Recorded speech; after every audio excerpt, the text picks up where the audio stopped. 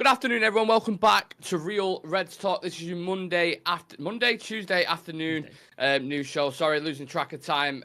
Hopefully Sam can help me out with this one. What are we discussing? What's on the agenda today, Sam? Leny Yoro is back. Individual training returns. Good news after weekend's win.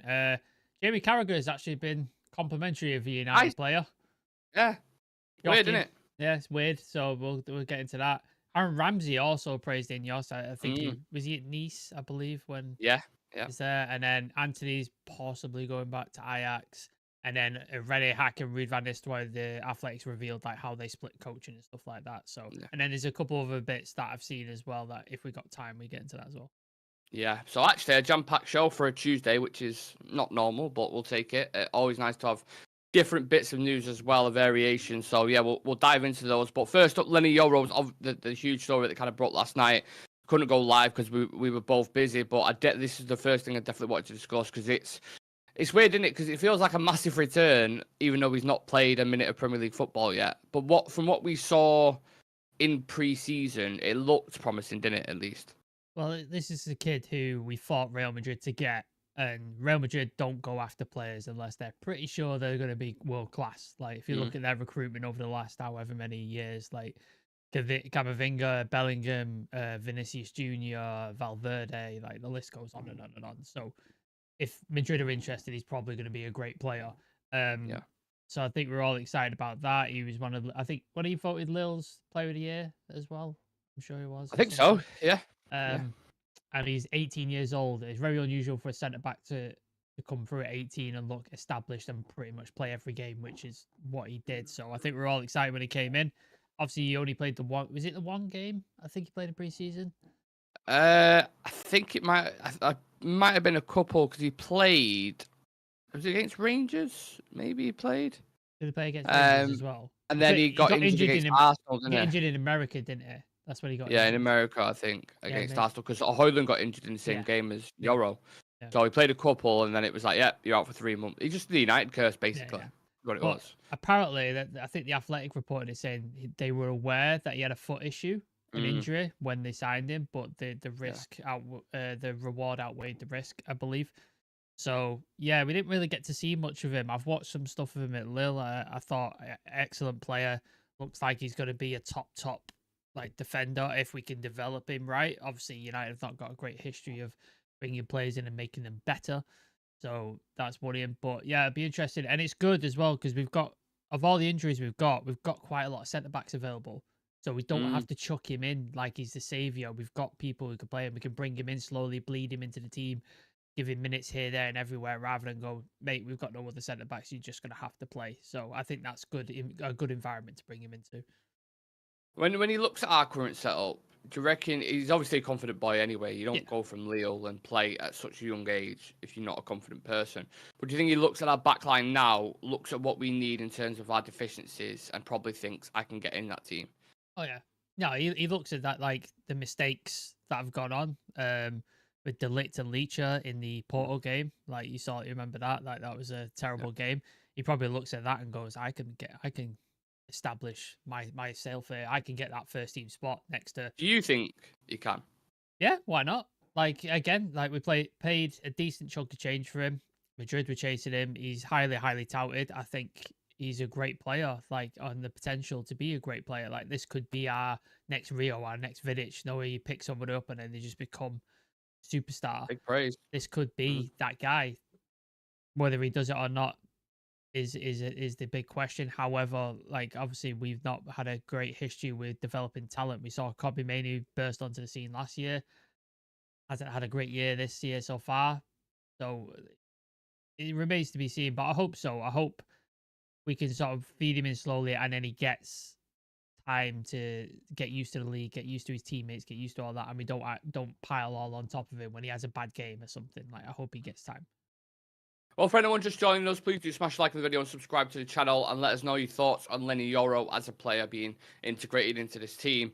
It was weird when it got announced at the time. They tried flipping it on its head, didn't they, and saying like, well, actually, it can be a positive because it can get climatized more to like his teammates in the area and stuff. And it reminded me of that. Have you ever heard the Japanese farmer analogy? I think it is.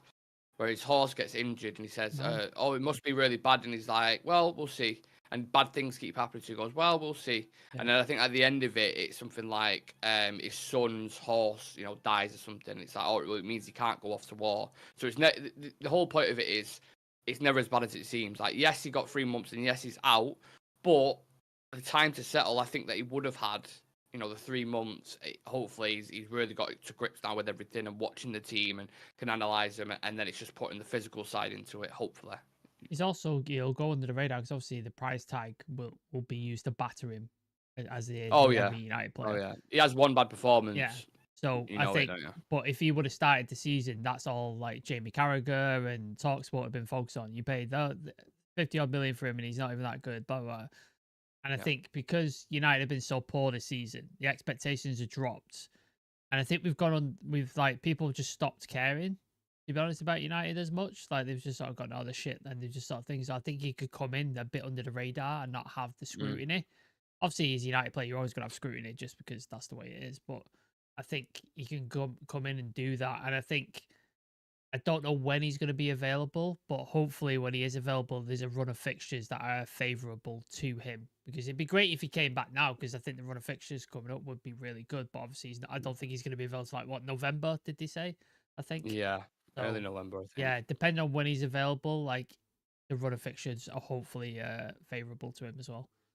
Yeah, I look at our backline as well. I mean, I've mentioned it a lot of times before, but I think we lack pace. With De Ligt and Lissandro, they're not slow, but they're not quick. top speed, are they? Yeah. Where Yoro's actually pretty rapid. Great height on him as well. Yeah, I don't know who knows what partnerships do you think you'll see more? Do you think you'll see more maybe a Yoro and Leacher? I put a poll in the chat at the minute, so I put like a pairing. So at the minute, the leading thing is Yoro and De Ligt. That is the leading pairing at the minute. So the other option is either Yoro and Leacher or stick with Leacher and De Ligt. And then I just chucked one at the end just for a bit of fun. But I put Yoro and Maguire. So that's got 0. Yeah, so 50% Yoro and De Ligt, 20% Yoro and Leacher, and then 30% Leacher and De Ligt. So that's how we're sort of like looking at the minute. I would be tempted to stick with De Ligt and Leacher because I think they're really good partnership once we get going. I think obviously they had a poor game in Porto, and then Leacher played at left back on the weekend. I think Johnny Evans has got to be thrown into contention as well. I was about to say that, Do you know what I mean? Evans and Yoro. You have like the experienced one and the young together. It could be good, but I think just having options is good for us because last year we had nothing. Yeah. So I think having options is great. So like in smaller games, say like POAK or something like that, you could chuck in Evans in Yoro, give him time to the time, and then he's got a very experienced defender next to him. You can sort of like coach him through the game. Yeah. And then maybe starting pair is Leacher and De Ligt. And then maybe, Leacher's reaching a bit of level of like fatigue or something. All right, switch him out, stick Yoro in, and you can sort of combine it. But hopefully, that's the way it goes. But for me, I think Ten Hag wants De Ligt and Leacher. I think that's what his preferred pairing is. But who's to say Yoro can't take one of those spots? Like, he could definitely do it. And like we said, it's up for grabs, and it's not like any, apart from Evans, really. It's not like any centre-back's grabbing it by the scruff of its neck. So I'm sure he'll be licking his lips. Evans can't play 2 games a week like he can. Yeah. Like, you can only play 1 game a week, so you can't have him as your starting centre-back because you can only play 1 game a week. UTFR's just put, let's just hope he's not another Malacia. I don't even want to contemplate that at all. I'm just like getting back. Because obviously, Lissandro had the similar injury, didn't he? He came back and then he had a setback. So I'm praying they're not going to rush it. I'm sure they'll be delicate with it. Yeah. Give him time. I don't care. If it takes until December to get it right, then do it. That's all I care about. Do not rush him back. But obviously, great news that he is back. Switching gears slightly, Sam, I'm going to go from centre-back to striker. So Monday Night Football, Nottingham Forest beat Crystal Palace last night. I believe it was 1-0, the Chris Wood goal. But we had Jamie Carragher and we also had Aaron Ramsey. On the punditry, but Carragher did a bit of give it Some nice words, which is strange for once. And when he does give nice words, you almost want to believe it because he's so He slags critical us of off. United a lot. Yeah, it's almost like when he does say something, you're like, oh, maybe it is true. You know what I mean? But he was saying, I think he started about Rasmus. I think he's starting to look a player. I do. I was really impressed with him a couple of weeks ago away in Porto. He put a real shift in, outstanding again on the weekend. And Berbatov has also spoken about it as well. He said, I think as a striker, he needs to be more demanding and arguing, not being so nice and just pushing the buttons of some of the players around him, like give me the ball, asking for the ball when the ball is not coming, because I can see that he was doing some runs behind the defence and then nobody was seeing him. That's something I think we've spoken about a lot in it. The wingers alongside him, they need to start supplying him a lot more, don't they? Because he is making those runs. He doesn't come across as the guy who is that, that demanding. Do you know what I mean? No. He seems like the nice guy in that forward line, doesn't he? There was a moment I don't know if you listened to Talk of the Devils, but they were speaking about his nice guy. I think a Brentford player was injured and he sort of put it out of play. Oh yeah. He's He hasn't got like, a nastiness to him, yeah, has he? like he needs to have a bit of a mean streak and be a bit selfish. The one player I see I don't know if you've noticed this, but the one player on the pitch that I see demanding the ball every single week is Diego Dallo. Every week, I just watch him on the pitch and he's screaming with his hands in the air, asking for the ball. Yeah. I think Højlund needs to take a page out of his book and do that. He needs to sort of go, give me the fucking ball and I'll score. Because you saw that with the Bruno flick. He was in on goal and a lovely finish. He's capable of that if you give him the ball. If you give him the ball in the correct area, he will score you goals. You saw that with his he was a very similar debut goal in the Champions League, wasn't it? He dinked it over him as well. The guy's got finish on him. He can do this. You just got to supply him. And I just think when you've got players like Garnacho and Rashford who are not very good at sort of assists and supplying goals, although Rashford, when he was forced to put on the right, he forced to become more of a creator and he put that cross in for Garnacho, didn't he? So hopefully that's something we can work on. Garnacho, again, like we spoke about, he's very, very single track minded, isn't he? He wants to shoot. That's just what he wants to do every single time. Like I think he had more shots than anybody, I believe, on the in the pitch. Oh yeah, 5 shots on target. Yeah.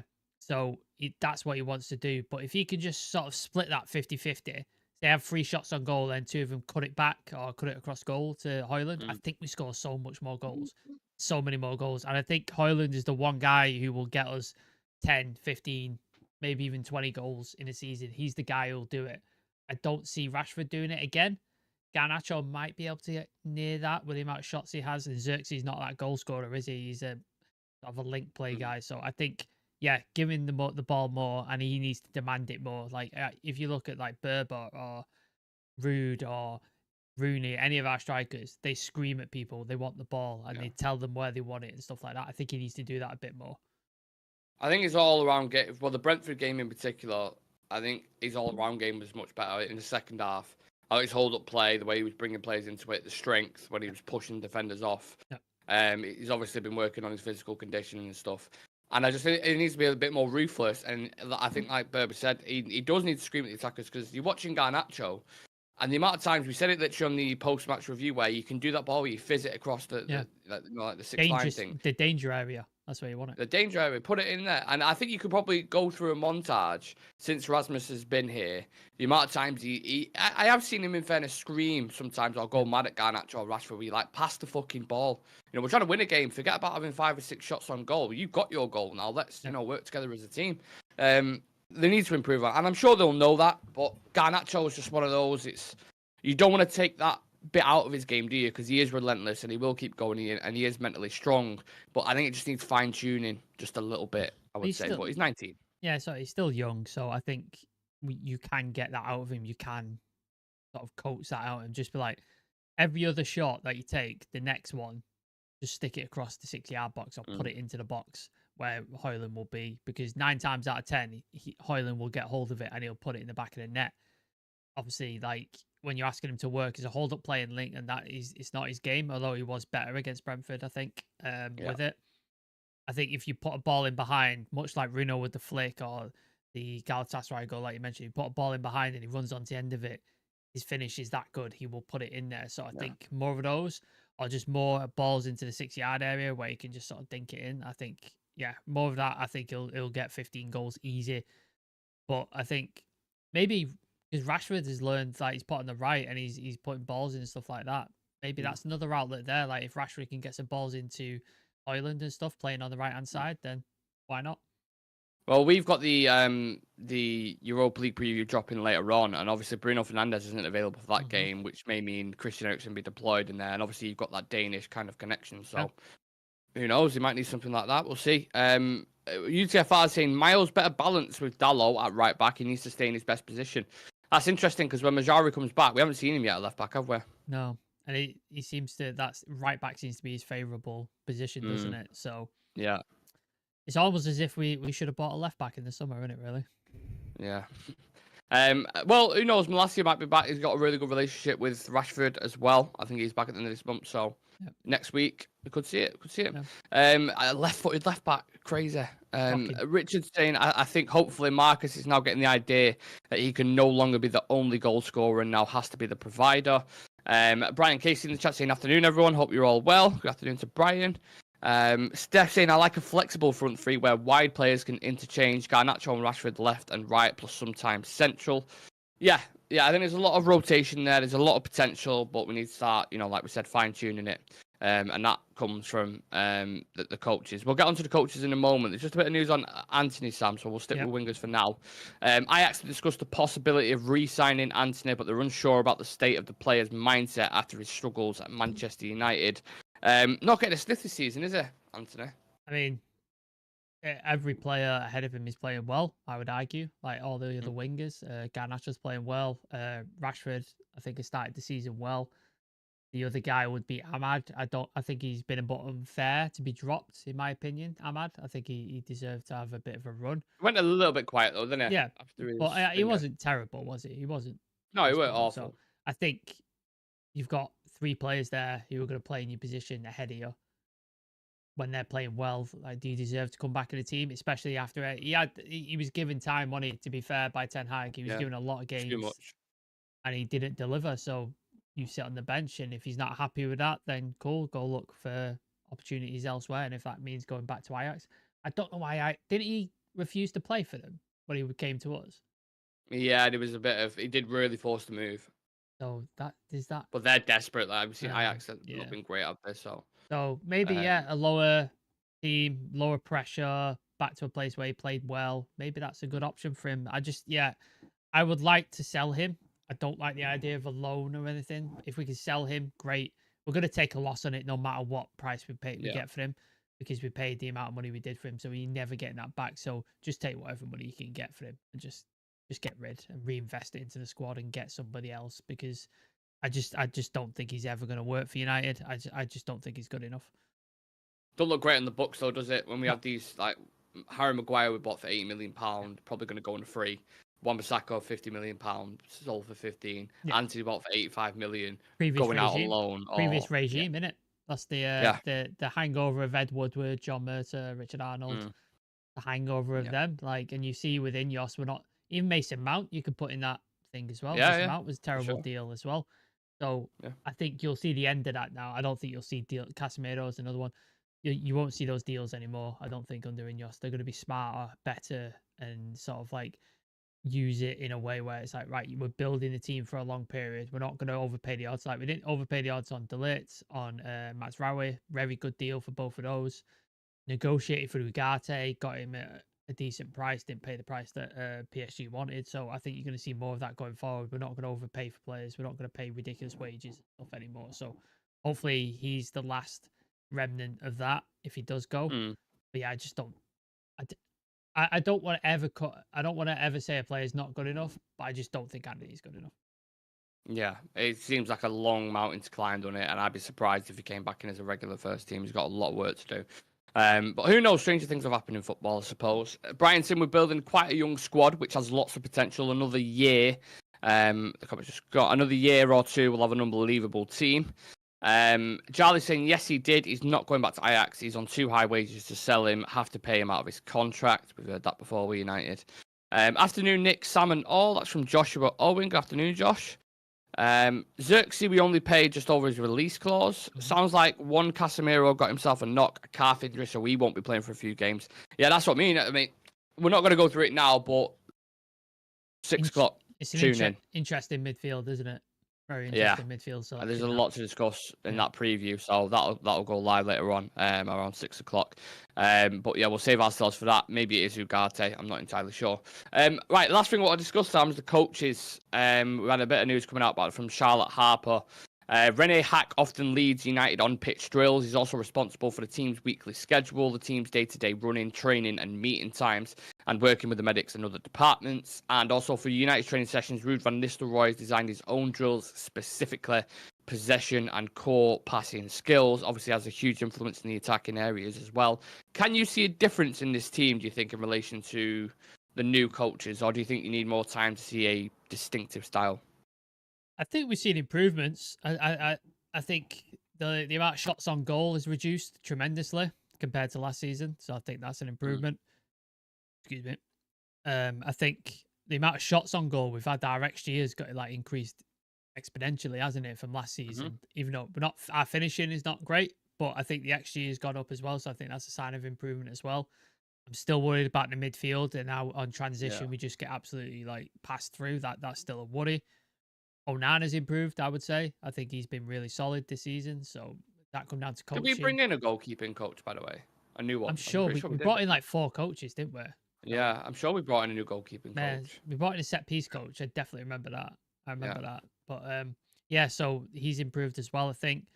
And I think our forwards under Ruud van Nistelrooy look more confident this season. Like last season, they looked devoid of confidence. Like Højlund had like a bits and pieces of stuff, and then would go off the boil. Rashford had a fucking abysmal season. Yeah. Garnacho was frustrating at best, wasn't he? But I think he was played too much. Whereas this season, like Garnacho looks full of beans and confidence, getting lots of shots off. Rashford looks better. Højlund looks better. I think that's come through. I just think if things click for this team, I think we'll be fine and we'll be like really, really good and we'll make top 5. However, if it doesn't click, it's going to be a long, tough season. I think the building blocks are there. It's just, can we put it together and make it into a coherent thing? I don't know. That's the big question. But I think there's some good building blocks there. But will people have patience long enough to let Ten Hag survive to the point where it does click? That is the big issue, isn't it? Yeah, because a lot of the players, I know they said they identified him before Ten Hag or whatever with the lit, but a lot of them are in that kind of system. So if they bring in a new one, it's almost like a reset again in it. So that's maybe why they have stuck with him ultimately. And against Brentford, I think if you play like you did against Brentford, for the second half, for the majority of the time, I don't think there'd be an issue. But it's just there's no consistency. And to be fair, with young players, you don't really get that, do you? No. They will dip in and out, but I mean, we still have players like Marcus Rashford and Bruno Fernandes and Casemiro and Eriksen who are all like, just below 30 or over 30. So there's still an expectation there with those kind of players should be showing up, like Johnny Evans is, for example. I think the midfield is our biggest issue. Like the midfield is such a problem area, and it's fucking stupid because we've spent a shit ton of money on it over the last couple of years. Yeah. Like 60 million on Mason Mount, 70 million on Casemiro, 50 odd million on Ugarte. Yep. And it's still a mess. So it's like that needs sorting. I think if we can fix that midfield, I think it shows up so much stuff and it becomes easier. But that midfield is such a mess and such a problem. I just think until we sort that or we find a solution for it, it's gonna be a consistent issue throughout the season. Yeah, unfortunately. But look, we've got the preview tonight, Europa League, Fenerbahce away. You've got the Jose Mourinho narrative. You've got the Fred and Amrabat narrative. We've got the midfield that we need to discuss. We've got so many things throughout that. So we are going to go and record that now, and that'll be dropping around 6. Go on. Did you want to touch on Angel Gomes possibly returning? Get your thoughts on that? Because you've asked me on that before, but I've discussed that at length. But yeah, how do you feel? Would you take him back? Yeah, that kind of skipped my mind, to be fair. As a player, from what I've seen, I have to be honest, I didn't watch a lot of him at Lille because he kind of just went off my radar when he left United. But from what I saw at England, I mean, he looked really, really good. The issue I have with it is physicality. I think our midfield needs, and it's one of the reasons why I wanted to sign Amadou Onana, who Villa signed, because I feel we need that presence, that physicality, and that energy. And he does offer some of that, but I just think, what is he, like 5'4", very slight. Yeah. I don't know if the Premier League's the perfect league for him personally, but from a technical point, there's no doubt he'll probably be one of our best players technically. And when Christian Eriksen leaves, it might be worth a punt getting him on a free because he's not re-signing at Lille. Squad depth. Yeah, absolutely. But he's a good player, no doubt about it. That would be my only question marks or red flags, if you will, that his physicality. But I'm sure you have similar kind of concerns. Yeah, no, it's been a similar thing. I think he's got his edge. He's one of those players that have gone away from United and worked hard and under the radar, Yeah, developed a career for himself, and I think he's done quite well for it. And there's always going to be links because he is a former United player and he's out of contract. There's going to be those links. I don't see it happening myself personally, but no. stranger things have happened. I think we need to go and get to world-class technical midfielders in the summer. I don't see us do. I'd love to see it in January, but I just don't think it's going to happen. So in the summer, I want to see us go do that, and I don't think Angel Gomes fits into that category. Good player, but world-class. I don't think he is. Well, there's another Manchester United player currently out of contract as well. In James McGoggins has said, already discussed Pogba, lads. Pog back? No. No, no Pog back. No. Interesting. I'd be interested to see if there is anyone in the chat who would take him back, just out of curiosity. Have any journalists linked him back to United? Not yet. Well, it's January. I'm telling you. I'm waiting. Yeah. I'm waiting. January, there is going to be a story. Shock return. Yeah. Man United are monitoring the situation of Paul Pogba. Neil Custard. They're looking to bring him back. Yeah, Neil Custard. That's the guy who will break it for sure. UTFR with a great shout saying Gomes is a great replacement. I'm not sure if you're on about Gomes from Wolves in the midfield, in which case. Oh no, he's on about Angel Gomes, isn't he? Sorry. I thought he was on about Gomes from Wolves. I was like, I quite like him. He's quite a tenacious player. I won't mind him in the midfield. But yeah, obviously Angel Gomes as well. We'll see. We'll see what happens with that. But we're going to go record the preview for you guys, Fenerbahce, because we're unable tonight to do it live. But that'll drop around 6, 7 o'clock with team predictions and scoreline and all that kind of stuff. So make sure you get involved in that. Subscribe to the channel. We're currently on 7,228 subs on the road to 10K. And we're going to do something big. Punch Paint's just joined us as well. Big up Punch Paint. Big up UTFR. Josh Owen, Steph, Brian Casey, Richard, Josh, Jarlett, all you guys. Sorry if I missed any names. You're all a bunch of legends. And yeah, we'll see you in a bit.